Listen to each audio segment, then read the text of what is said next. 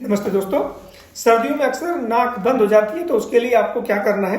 आपको सबसे पहले करना है कि आपको गर्म पानी की भाप लेनी है। गर्म पानी गर्म कीजिए, उसकी भाप लीजिए।